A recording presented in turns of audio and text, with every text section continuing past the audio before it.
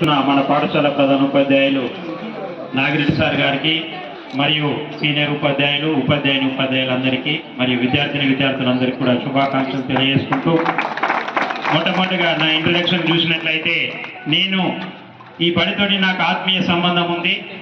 దాదాపు 2002 నుంచి 2008 వరకు స్కూల్ అసిస్టెంట్గా పనిచేసిన.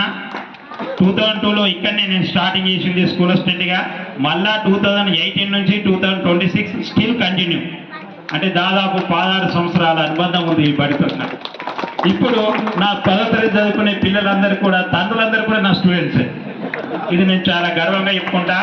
అంటే ఒక టీచర్ 16 సంవత్సరాలు కంటిన్యూగా ఇక్కడికి వస్తున్నారంటే ఎంత ఆత్మీయ. మీరు ఇప్పుడు జస్ట్ ఒక 5 years చదువుకొని పోయినరు, దానికే మీకు ఎంతో రుణపడి ఉన్నది ఈ బడి. మరి అలాంటిది నాకు 16 సంవత్సరాలు అంటే నాకు అసలు ఇంకా చాలా హ్యాపీగా అనిపిస్తుంది. పీజీహెచ్ఓ ప్రమోషన్ వస్తే కూడా ఇక్కడే తీసుకుంటా తప్పకుండా. అయితే వెళ్ళిపోతారట సార్.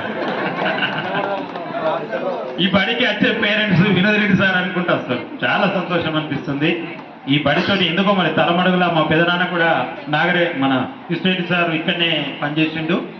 మరి అప్పుడు చేసుకున్న పుణ్యమయ్యేమో నాకు కూడా ఇదే వారసత్వం వస్తుంది. తలమడుగుతోటి మా కుటుంబానికి అనుబంధం ఉంది. చాలా సంతోషం. మరి ఇప్పటి వరకు చూసినట్లయితే మేము పెట్టిన మొక్కలు చెట్లై ఫలాలను ఇస్తే మనకి ఎంత హ్యాపీగా ఉంటుందో మిమ్మల్ని చూస్తే ఈరోజు మాకు అట్లా అనిపిస్తుంది. చాలా గర్వంగా ఉంది 20 సంవత్సరాల తర్వాత మనం కలుసుకున్నందుకు. మరి మనం కలుసుకోవడానికి ఎంతో మంది శ్రమపడి ఉంటారు. వారందరికీ కూడా మా ఉపాధ్యాయుల తరఫున కృతజ్ఞతలు తెలియజేసుకుంటున్నాం. ఎందుకంటే కష్టపడండి ఈ ప్రోగ్రామ్ ఇంత సక్సెస్ కాదు. ఇప్పుడు చూడండి, మనం ఫంక్షన్ వెళ్తాం, మ్యారేజ్ ఫంక్షన్ వెళ్తాం, జస్ట్ 1 hour 2 hours స్పెండ్ చేస్తాం. దానికే మనం ఎంతో రెడీ ఏమో ఊహించుకొని పోతాం. కానీ ఇది మన ఇంటి ఫంక్షన్ లెక్క పొద్దుగల నుంచి సాయంత్రం దాకా మనం ఇక్కడనే కదా. సో ఈరోజు చాలా హ్యాపీగా. తిరుపతికి పోతే మన ఇల్లు గుర్తురాదు. ఒక 3 రోజులు తిరుపతిలో మనం రూమ్ తీసుకొని 3 రోజులు ఉంటే మన ఇల్లు గుర్తురాదు, ఆదిలాబాద్ గుర్తురాదు, ఏం గుర్తురాదు. ఇప్పుడు కూడా మనకు అట్లనే బయట ప్రపంచం ఏమవుతుందో మనకు తెలుస్తలేదు. ఎవరు కూడా ఫోన్ కూడా చూస్తలేదు. చూడండి ఇప్పుడు ఎంత మంచిగా క్లాస్ ఇస్తున్నారంటే చాలా హ్యాపీగా ఉంది. అప్పుడు ఇంటే ఈ విధంగా ఇంటే గమ్మత్తు ఏం చేస్తారు చూస్తున్నారా? అందరూ కూడా మిమ్మల్ని చూస్తున్నారు మీరు మాట్లాడాక. చూడండి ఎంత గమ్మత్ అనిపిస్తున్నది.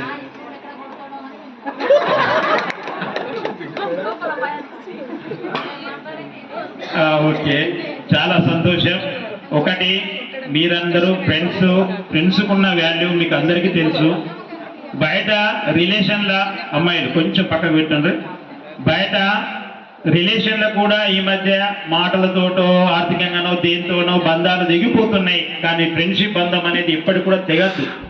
నేను మీకు ఇచ్చే సలహా ఒకటే, మీరందరూ కూడా ఎవరికి కష్టం వచ్చినా, ఒక తలమడుగులో ఎవరికన్నా యాక్సిడెంట్ అయిందనుకోండి, తను కావాలని నేను కోరుకుంటలేను.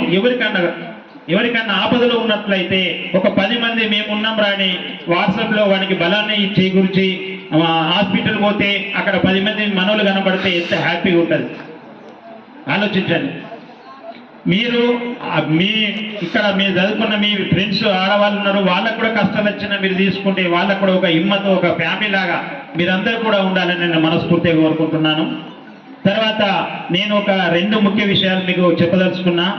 ఒకటి, మీ పిల్లలు మనకు హీరోలు చిరంజీవి, వెంకటేష్, నాగార్జున కాదు, మనకు హీరోలు మన పిల్లలు. ఇది ఒక్కటి గుర్తుపెట్టుకోండి. మీరు ఇప్పుడు డైలీ ఒక 1 hour మీ పిల్లలకు టైం కేటాయిస్తే వాడి భవిష్యత్తు మంచిగా అయిందనుకోండి, దాన్ని మించిన ఆనందము, దాన్ని మించిన తృప్తి మనకు ఉండదు. అదొక్కటి గుర్తుపెట్టుకోండి. వినోద్ రెడ్డి సార్ చెప్పిండు, దాన్ని పాటిస్తారని మీరు అనుకోండి, దాని యొక్క ఫలితం చాలా బ్రహ్మాండంగా ఉంటుంది.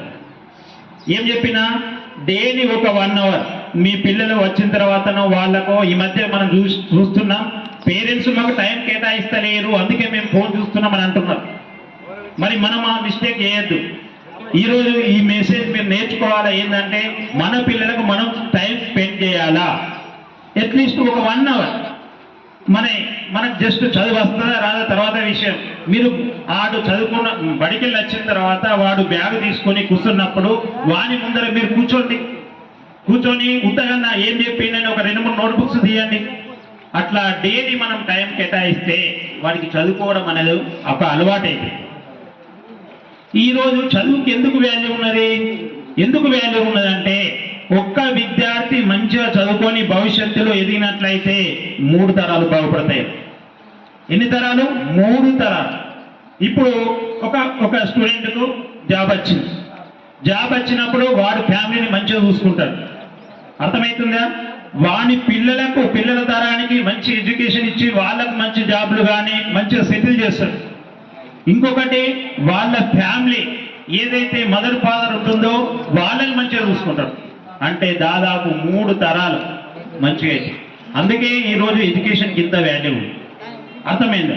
సరే, అందరికి చదువు వస్తుందంటే చదువు రాదు. మరి చదువు రాని వాళ్ళు ఏమవుతుంది? అంతేనా? చదువు రాకుంటే సొసైటీలో వాల్యూ లేదా?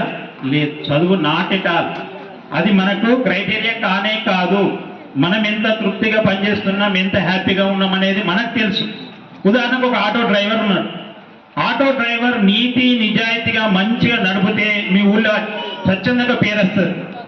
ఒక ఫ్యామిలీ ఫోన్ చేసి నైట్ టైంలో మాకు ఎమర్జెన్సీ ఉంది రా అని అంటే మీరు పోయి హెల్ప్ చేసినట్లయితే మీకు పేరు వస్తుందా? సో పని మనము తృప్తిగా చేయాలా, మనస్ఫూర్తిగా చేయాలా, హార్ట్ఫుల్గా చేయాలా. Be the best in whatever you do. మనం ఏదైతే ఎన్నుకుంటున్నామో దాంట్లో మనం హ్యాపీగా ఉండాలా. దట్స్ ఆల్, అంతే. ఇప్పుడు నేను చదువుని ప్రొఫెషన్లో ఉన్నా, నేను చాలా హ్యాపీగా ఉన్నా. ఇంతమంది స్టూడెంట్స్ డెవలప్ అవుతున్నారంటే మాకు చాలా గర్వంగా ఉంటుంది. కాబట్టి ఇదొకటి మీరు పాటించండి. ఒకటి ఏంది, మీ పిల్లలకు టైం కేటాయించండి.